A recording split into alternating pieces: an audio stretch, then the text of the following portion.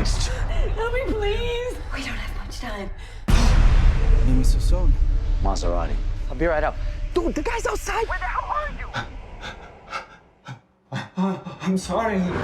So guys, कहानी की शुरुआत में हम देखते हैं कि एक बच्चा अपने घोड़े के साथ एनिमल अब्यूज कर रहा होता है और एक औरत उसे रोकने की कोशिश कर रही होती है। फिर वो सीन एक गन शूट के साथ खत्म हो जाता है और हम एक लड़के पे फोकस करते हैं जो कि एक फोटोग्राफर होता है एज अ फ्रीलांसर, और वो अपनी फोटो को प्रिंटर से बाहर निकाल रहा होता है। तभी उसके पास एक लड़की आती है जो उसको उसके लॉर्ड के बारे में बात कर रही होती है, और इनके कन्वर्सेशन से हमें पता चलता है कि ये दोनों आपस में रिलेशनशिप में है कई टाइम से। फिर वो दोनों आपस में मिलकर बात कर रहे होते हैं। तभी सीन मुड़कर एक ज्वेलरी सीन पर आता है। उसके बाद हम देखते हैं कि एक लड़का अपनी फैमिली, फिर सीन मुड़कर इसकी फैमिली के पास आता है, जहां हमें पता चलता है कि इस लड़के की मॉम का आज बर्थडे है जिसका नाम शॉन होता है। उसके बाद इन तीनों में काफी ज्यादा बहस हो जाती है इसके काम को लेकर।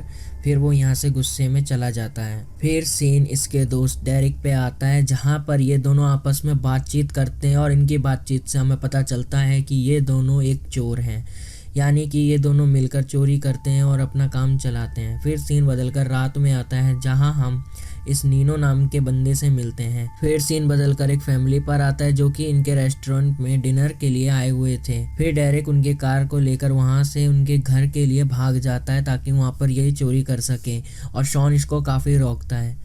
जहां उसका सामना घर के अंदर एक डॉग से होता है, जहां डेरिक पे वो बहुत बुरी तरीके से हमला कर देता है। फिर डेरिक बचकर सीधा होटल की तरफ वापस आता है। फिर ये दोनों आपस में बात ही कर रहे होते हैं। तभी यहाँ पर एक काफी रिच बंदा आता है जो कि एक काफी हाई प्रोफाइल इन्हें लगता है, जिसके घर पर शॉन चोरी के लिए उसकी कार को लेके उसके घर के लिए भाग जाता है। फिर वो उसकी घर के अंदर एंटर करता है और उसके कमरे में घुसकर वहाँ से एक मनी कार्ड को चुरा लेता है। तभी डेरिक उसको कॉल पर बताता है कि इस मनी कार्ड को एक्टिवेट करने के लिए उसे उसी फोन नंबर पे डायल करना होगा जो उस कार्ड पर है। फिर शॉन घर के अंदर ढूंढता है फोन को, क्योंकि पूरे घर के अंदर सिर्फ एक ही फोन होता है, वो भी एक दूसरे कमरे के अंदर। फिर वो जाकर उस फोन से कॉल करता है और कॉल करके उस क्रेडिट कार्ड को एक्टिवेट करता है। फिर शॉन उस घर को पूरा एक्सप्लोर कर रहा होता है, जहाँ वो देखता है कि उसके एक घर के अंदर ऑफिस टाइप का एक कमरा बना रखा है, और वो उसके अंदर एंटर करता है। एंटर करके उसको वहाँ पे चेक बुक मिलता है और वो उसकी फोटो ले लेता है। और जब वो उसकी फोटो ले रहा होता है तभी वो देखता है उसके फ्लैश में एक लड़की आ गई है, जिसको देख के वो काफी ज्यादा डर जाता है। फिर इन दोनों की कन्वर्सेशन से हमें पता चलता है कि इस रिच बंदे जिसका नाम क्लैरी है, इसने इसको कैद करके रखा हुआ है और वो इसको यहाँ पे ब्रूटली टॉर्चर करता है। फिर शॉन इस लड़की की मदद करने के लिए नीचे बेसमेंट में जाकर औजार ढूंढने लगता है, क्योंकि उस लड़की को चैन से बांधा हुआ था और उसकी चैन शॉन के हाथों से नहीं टूट रही थी। जब शॉन औजार को ढूंढ रहा होता है तब वो देखता है कि यहाँ पर बहुत ही बुरा सेटअप कर रखा है एक इंसान को टरपाने के लिए। फिर शॉन को एक प्लायर मिलता है, उसे लेके वो जल्दी से जब वो ऊपर जा रहा होता है तब हम देखते हैं कि ये ऑनर अपने घर के उस कमरे के कैमरे को एक्सेस कर रहा होता है, जिसके वजह से पूरे घर के अंदर लाइट जल जाती है। लेकिन खुशनसीबी की बात ये होती है कि इस लड़की को पहले से ये सब पता था, तो वो पहले की तरह अपने पूरे कमरे को करवा देती है, जिस वजह से इस ओनर को शक नहीं होता है और शॉन ये सब देख के उस कमरे से भाग जाता है, जिस वजह से वो लड़की काफी उदास हो जाती है। फिर शॉन उस कार को लेके उसके ओनर को दे देता है और ये सारी बात अपने दोस्त डेरिक को बताता है। फिर डेरिक उसको इस लड़की की मदद करने से रोकने की काफी कोशिश करता है, पर शॉन मानता नहीं है। फिर वो जाकर एक आउटडोर टेलीफोन से पुलिस को कॉल करके उसके घर का पता देता है और बोलता है कि यहाँ पर एक लड़की को कैद करके रखा हुआ है। फिर शॉन उसके घर के पास जाता है, जहाँ पर पुलिस इन्वेस्टिगेशन के लिए आई हुई होती है, और वो देखता है कि ये बंदा बहुत ज़्यादा चालाक है। उसको पहले ही शक हो चुका था इस चीज़ के बारे में कि यहाँ पे पुलिस आएगी, और उसने एक लड़की का इंतजाम करा हुआ था। वो लड़की उनको झूठा बयान देती है कि इस घर के अंदर सब कुछ सही है, और पुलिस वो सब बातें करके वहाँ से चली जाती है। फिर शॉन को पता चलता है कि इन पुलिस से कुछ हो नहीं सकता है, तो वो खुद इसको फंसाने की कोशिश करने का सोचता है। अब बात करते हैं कि इस ओनर को कैसे पता चला। तो गाइस, मैं बताना चाहूँगा कि ये आदमी काफ़ी ज़्यादा साइको है। वो इस गेम का बहुत पुराना खिलाड़ी रह चुका है, इसलिए जब वो घर पर वापस आया था तो उसने ऑब्जर्व किया कि इस घर के अंदर काफ़ी सारी चीज़ें पहले की तरह नहीं हैं। जैसे कि वो अपने उस फ़ोन को देखता है जिससे शॉन ने अपना क्रेडिट कार्ड एक्टिवेट किया था, उसके अंदर फ़ोन नंबर डायल होता है, और उसके बाद वो उस बेड को चेक करता है जहाँ पे शॉन ने बैठ के उस बेडशीट को खराब कर दिया था। अब सीन इन दोनों पर फोकस करता है जहाँ हम देखते हैं कि ये दोनों घर के अंदर घुसने का प्लान बना रहे होते हैं। फिर ये दोनों डिसाइड करते हैं कि जब ऑनर घर के बाहर जाएगा तब ये दोनों मिलकर इस घर के अंदर घुसेंगे और उस लड़की को फ्री कर देंगे। फिर ये दोनों मौके की तलाश में लग जाते हैं। अनफॉर्चुनेटली इन्हें मौका मिल भी जाता है और इन दोनों की लाख कोशिश करने के बाद भी इन्हें घर के अंदर कुछ नहीं मिलता है और अब घर के पास पुलिस भी आ चुकी है और हमें यहाँ पता चलता है कि इस ओनर को ये सब कुछ पता था, इसलिए उसने पहले ही पुलिस को कॉल करके ये बोल दिया था कि इस घर के अंदर 2 चोर घुसे हैं। फिर सीन ओनर के ऊपर आता है जहाँ वो इस लड़की को लेके इस अबांडेंट घर के अंदर लाया होता है। इधर शॉन सोचता है कि वो अब पुलिस को सब कुछ बता देगा और हमें इस ओल्ड घर के बारे में पता चलता है कि ये घर पूरा ही ऑटोमेटिक है। अब सीन बदलकर हम इस ओनर देखते हैं जो कि इस लड़की को ये इलेक्ट्रिक बेल्ट गले में डालता है ताकि ये लड़की अगर ऊंची आवाज में बात करे तो इसको इलेक्ट्रिक शॉक लगे। और हमें ये पता चलता है कि ये ओनर ऐसे कई सारी लड़कियों को लाकर यहाँ पहले ही टॉर्चर कर चुका है। यहाँ पर ये ओनर इस लड़की के ऊपर बहुत ही घटिया तरीके के नियम में इसे बांध देता है, जैसे कि ये कितना खाएगी, कितना नहाएगी, कब सोएगी, कब जागेगी। अगर इसने एक बाइट भी ज़्यादा ले ली तो इसको मिलने वाला अगला खाना भी नहीं मिलेगा। एक तरीके से ये खुद को इस लड़की का भगवान बनाना चाहता था और इसकी लाइफ को अपने कंट्रोल में लेना चाहता है। फिर सोन यहाँ पे एक पुलिस वाले से मिलता है और उस लड़की की एक फोटो दिखाता है और ये बोलता है कि इस ओनर ने इस लड़की को बंद करके रखा हुआ है। तो पहले तो पुलिस इसकी बात का यकीन ही नहीं करती है, फिर इसके लाख फोर्स करने के बाद ही पुलिस वाला इस शॉन की बातें सुनकर ऑनर से पूछताछ करता है और ऑनर बड़े प्यार से इस पुलिस वाले को उल्लू बनाकर वहां से वापस भेज देता है। अब शॉन बहुत ज्यादा फ्रस्ट्रेटेड हो जाता है और अब इस ऑनर पे शिकायत करता है और हम यहाँ पे देखते हैं कि इस ऑनर ने अपने घर के सीसीटीवी कैमरा को चालू करके रखा हुआ था और वो अब देखता है कि कैसे शॉन उसके घर के अंदर एंटर करता है और वो इसके शॉन के चेहरे को अच्छे से फोकस करके अपने पास रख लेता है। उसके बाद देखते ही देखते ये ऑनर उसको ट्रैक करने लगता है, उसकी गाड़ी के अंदर ट्रेकर डाल देता है और वो इसके घर के अंदर पहुंच गए इसकी गर्लफ्रेंड की न्यूड फोटो भी ले लेता है और उसको इंटरनेट पे डाल देता है और ये लिख देता है इट्स ओवर बिच। उसके बाद इसकी गर्लफ्रेंड सोचती है कि शॉन उससे अब परेशान हो चुका है, वो अब ब्रेकअप कर लेती है। अब शॉन सीबीआई के हेड ऑफिस में घुस जाता है लेकिन कोई सबूत ना होने पर वो लेडी ऑफिसर शॉन को यहाँ से भगा देती है। अब शॉन अलग ही लेवल पे पहुंच जाता है। अब वो ओनर शॉन को धमकी देता है कि वो उसकी लाइफ को बहुत बुरी तरीके से ख़त्म कर देगा और वो ऐसा करता भी है। वो उसकी गर्लफ्रेंड को बहुत ब्रूटली तरीके से मारकर उसे सीढ़ियों से गिरा देता है, जो कि मरती तो नहीं है लेकिन उसकी कंडीशन इतनी बुरी हो जाती है कि किसी मरे हुए से भी ज़्यादा ख़राब। उसके बाद वो अपना रिलेशन पूरी तरीके से शॉन के साथ ख़त्म कर चुकी होती है। उसके बाद वो इसके दोस्त डेरिक का बहुत ही बेरहमी से खून करवा देता है और पहले तो वो उसकी नौकरी को छुड़वाता है। खून करते समय शॉन और डेरिक एक साथ वीडियो कॉल के ऊपर होते हैं तो शॉन सारा कुछ देख रहा होता है और जैसे ही वो ऑनर उस कैमरे पे आता है वो उसकी फ़ोटो ले लेता है।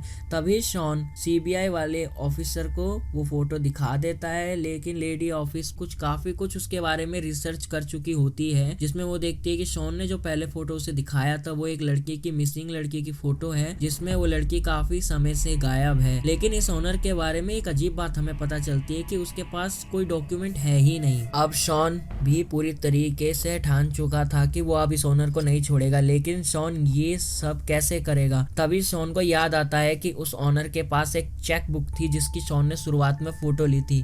उस पे एक एड्रेस होता है जो कि आधा अधूरा होता है, जो इस घर का तो नहीं होता, वो पूरा अलग होता है। तो शॉन इसी चीज को चेक करने के लिए फिर से ओनर के घर में जाता है, लेकिन हम यहाँ देखते हैं कि शॉन फिर से एक ट्रैप में फंसने जा रहा है क्योंकि इस ओनर ने अपने घर के अंदर एक बम लगाया हुआ था। लेकिन कैसे तो करके शॉन इस ओनर की गाड़ी लेके घर से भाग जाता है और खुशनसीबी से जो एड्रेस था उसके चेक बुक पे वो उसके जीपीएस के अंदर कार में मिल जाता है।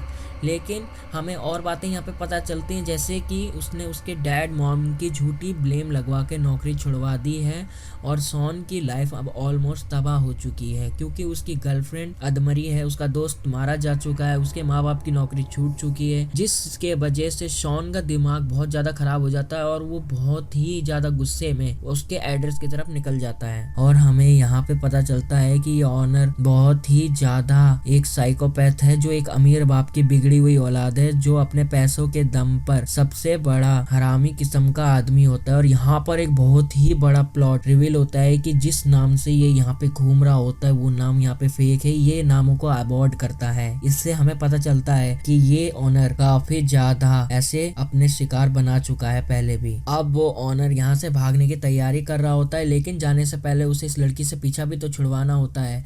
तो वो उस लड़की को लेकर एक गड्ढे के पास जाता है। अब सीन बदलकर सीबीआई के पास आता है, जहाँ हमें पता चलता है कि जिस लड़की की फोटो शॉन ने इन्हें दिखाई थी उस लड़की का नाम कैटी है और इससे ही कई लड़कियों के गायब होने की कंप्लेंट सामने आती है। और वो जैसे कि शॉन ने बताया था कि उस लड़की को जानवरों की तरह रखा था, वैसा ही पहले जो कुछ लड़कियों की बॉडी मिली थी सीबीआई को उस पे भी ऐसे ही निशान थे। और अब सीबीआई का शॉन पे पूरा भरोसा हो चुका होता है। अब सीबीआई ये चेक करती है कि शॉन कहाँ पे है, तो उन्हें पता चलता है कि शॉन उस किलर के पास जा रहा है। और वो चेक करते हैं उस एरिया के बारे में, तो उन्हें पता चलता है कि वहाँ पे एक प्राइवेट प्रॉपर्टी है और शॉन ने उन्हें एक फोटो दिखाई थी जिसमें वो किलर साफ साफ दिख रहा था। और सीबीआई को पता चलता है कि ये वही सीरियल किलर है जो कि इस फैमिली का इकलौता लड़का है। और गाइस यहाँ पे सबसे बड़ा प्लॉट रिवील होता है कि ये रिच फैमिली के होने की वजह से ये जो बच्चा था उसने अपने कम उम्र के अंदर ही अपने जानवर को बहुत ही बेरहमी से टॉर्चर कर करके गोली से मार दिया होता है, सिर्फ अपनी हॉर्स ट्रेनर से प्यार होने के वजह से। लेकिन जो हॉर्स ट्रेनर होती है वो ये बोलती है कि वो उसके डैड को सब कुछ बता देगी। फिर ये सब कुछ इस हॉर्स ट्रेनर के लिए ये कर रहा होता है, लेकिन फिर इस किलर को बुरा लग जाता है और ये अपनी हॉर्स ट्रेनर को गोली मार देता है। रिच फैमिली होने के वजह से ये बच तो जाता है, लेकिन उसके अंदर का जानवर को बढ़ावा मिल जाता है। फिर वो एक के बाद एक लड़कियों को अपना शिकार बनाता है और ये साइको किलर में बदल जाता है। हम देखते हैं कि थोड़ी देर बाद केविन के पास शॉन भी अब आ चुका है और उसे कैटी भी दिख जाती है, लेकिन ये ओनर शॉन को मार के अधमरा कर देता है और वो शॉन के सामने इस लड़की को गोली मार के इस बड़े से गड्ढे के अंदर गिरा देता है। अब नेक्स्ट बारी शॉन की होती है और हम देखते हैं कि जो कैटी है उसे गोली लगी नहीं है बल्कि उसे छू के निकल गई है। अब वो उस गड्ढे से बाहर निकलने की कोशिश करती है और इसी चक्कर में वो देखती है कि वहाँ पे बहुत सारे लड़कियों के स्केलेटन है जो कि पहले के कुछ सड़ रहे हैं, कुछ सड़ चुके हैं और कुछ नए और कुछ पुराने, ऐसा ये लोग चेक कर रहे होते हैं। यानी कि हमें पता जो चीज़ चली थी सीबीआई के द्वारा वो बिल्कुल सही थी। यानी कि जो सीबीआई का शक था वो बिल्कुल ही सही था। अब कैटी गड्ढे से बाहर आकर इस ओनर के ऊपर मारती है इसे और शॉन को लेकर भागने लगती है और ये ओनर भी उनका खूब ज़्यादा पीछा करता है। लेकिन शॉन के हाथ खुलने की वजह से वो इस ओनर को इतना मारता है कि वो अब अधमरा हो जाता है और वो उसको बेहोश कर देते हैं। अब यहाँ पे सीबीआई भी आ चुकी थी और शॉन और कैटी भी अब सेफ थे, लेकिन ये ओनर अपने ही घर के अंदर उसी तरीके से बंधा हुआ था जैसे कि इसने इस कैटी को बांधा हुआ था गाइस। और यहीं पे इस मूवी की एंडिंग हो जाती है और साथ ही साथ एंड में हम देखते हैं कि सीबीआई को पता चलता है कि ये काम शॉन और कैटी का ही है। उन दोनों ने इसे इतना टॉर्चर करा जैसे कि इसने उन दोनों को करा था गाइस। इसीलिए कहते हैं कभी भी किसी की लाइफ को ख़राब नहीं करना चाहिए।